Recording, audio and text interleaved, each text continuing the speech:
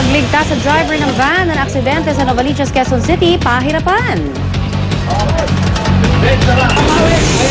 Tanggihan ng bus at taxi sa Samson Road sa Caloocan, nagdulot naman ng mabigat na traffic. At Miley Cyrus binigyan ng marriage advice ni Jada Pinkett Smith. Antabayanan ang mga karagdagang detalye mamaya sa unang balita.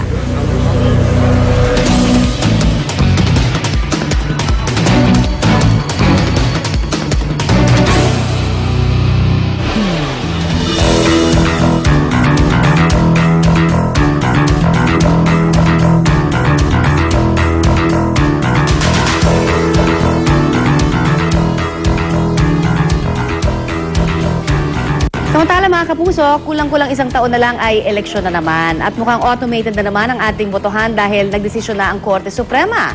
Sa botong 11-3, ibinasura po ng Korte ang mga petisyon kontra sa pagbili ng Commission on Elections o COMELEC sa 82,000 PCOS machine na nirentahan sa Smartmatic noong 2010.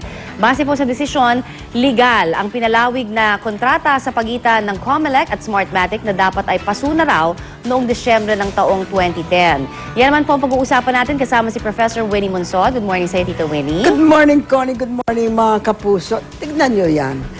Ang issue ay hindi automation or no automation. Ang issue po ay Smartmatic o hindi Smartmatic. Kasi lahat naman tayo gusto natin automation.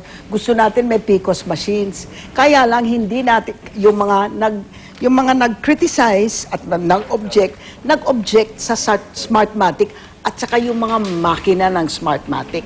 Bakit po?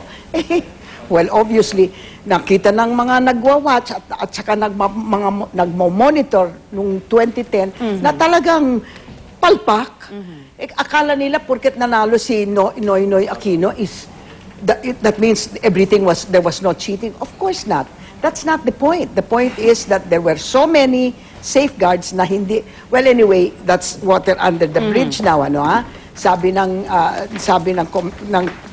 Supreme Court may kontrata. You know, the Supreme Court has spoken. Maybe we are going to have a motion for reconsideration kasi I'm part of that group that objected. Maybe we are, maybe we will not. But the point is, medyo kahirap-hirap naman paniwalaan na yung kontrata with Smartmatic is still on up to now. Diyos ko, tapos na ang eleksyon ng May hanggang December yung nakalagay. Baka daw malusot. Alam niyo, ayan na talagang inis ako kasi yun ang miski anong butas. You know, that's what lawyers are for. And that's what makes me a little bit unfortunate. Kaugnay po niyan, makakasama naman natin dito sa studio si former COMELEC Commissioner Gus Lagman. Magandang umaga po sa inyo, sir. Magandang umaga din naman sa inyo. Good morning, Gus. When you were commissioner, you were really against Smartmatic and you were, essentially, it was your objections and the objections of the IT community. Can you tell us, ano bang, ano ba ang well, siyempre, disappointed kami sa nangyari na nagdesisyon ng Supreme Court kasi sila na lang ang nahuhuli na baka sakaling kumampi sa IT community. Noong 2009, nakumbinse ng Smartmatic ang COMELEC noon na sila ang piliin. Hindi lang yon, ang ginawa ng COMELEC noon, may mga dinisqualify na mga bidders na ang basehan, totoo din naman doon sa Smartmatic. Pero yung kabila, disqualify, Smartmatic, hindi disqualify. Mukhang talagang accommodated ang Smartmatic. Ano? Is it because gwapo yung head ng Smartmatic? Baka. Unbelievable. No, really. With the media. Magaling sila sa marketing talaga. Magaling sila sa marketing. Nag-expire yung option to purchase ng December 31, 2010. 2010.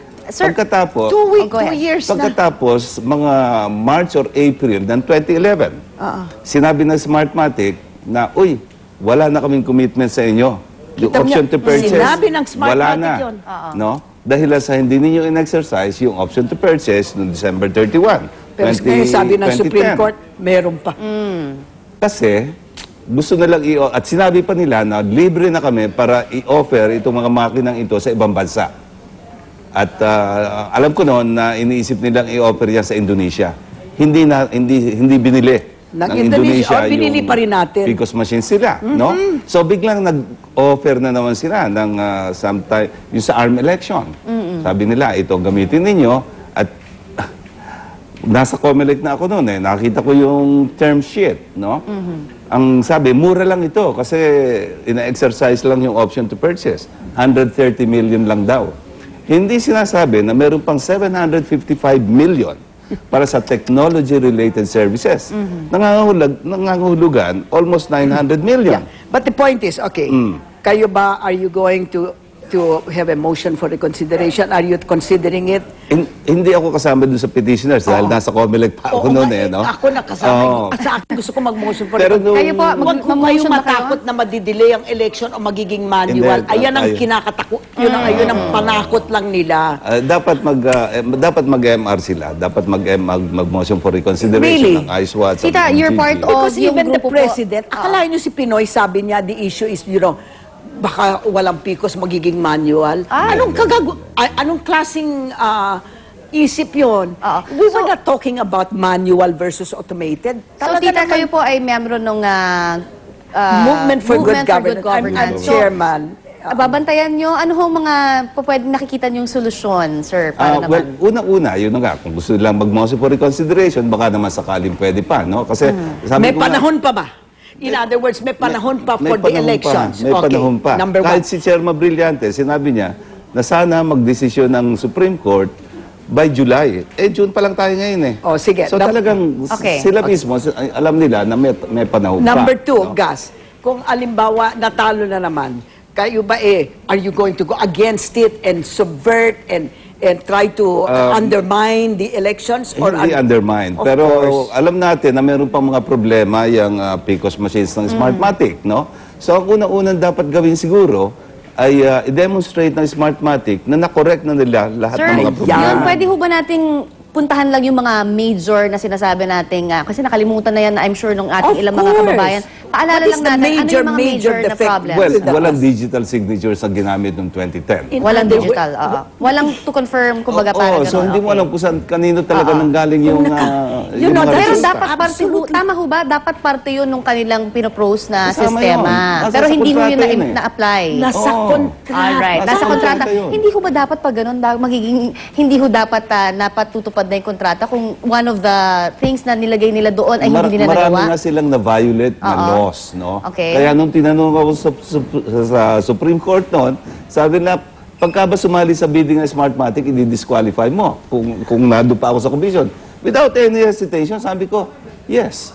Kasi, nag-violate sila ng law noong Ang 2010. dami-dami pinabayaan ng COMELEC. Well, yung iba hong, ang dami ho kasi nag-bid dyan, di ba? Na iba-iba din ng mga foreign companies Oh. din. Yung iba ho, sinasabi kasi nila, kaya hindi nila, kumbaga pinagbigyan dahil mas mahal ng dihamak yung ino-offer as compared to Smartmatic. Pero it turned out parang meron naman ho pala mga loopholes na ganito. Well, hindi lang yun. Kasi yung karamihan na disqualify, unang-una. No? Na ang basihan nga ng disqualification, totoo din naman doon sa Smartmatic. Smartmatic. Okay. Halimbawa, sinabi nila kailangan ISO certified.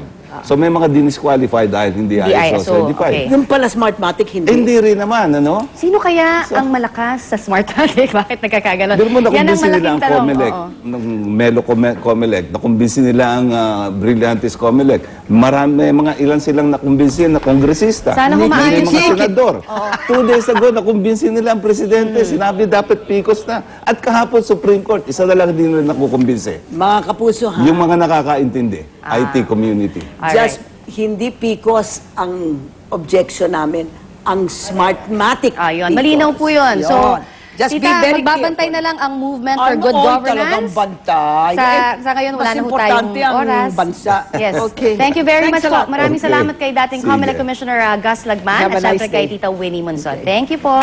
Sinusubukan po namin kuna naman syempre ng panig ang COMELEC. Subalit hindi raw po available sa kasalukuyan ang kanilang tagapagsalita pati na ang ilang commissioner.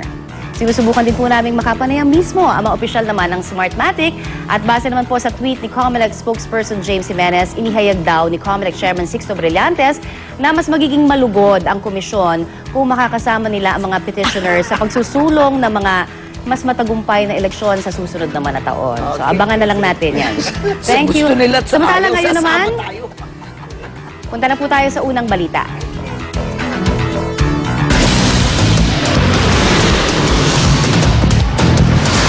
Ang mga unang balita sa umagang ito. Bagyong Butchoy, inaasahang papasok sa Philippine Area of Responsibility ngayong araw.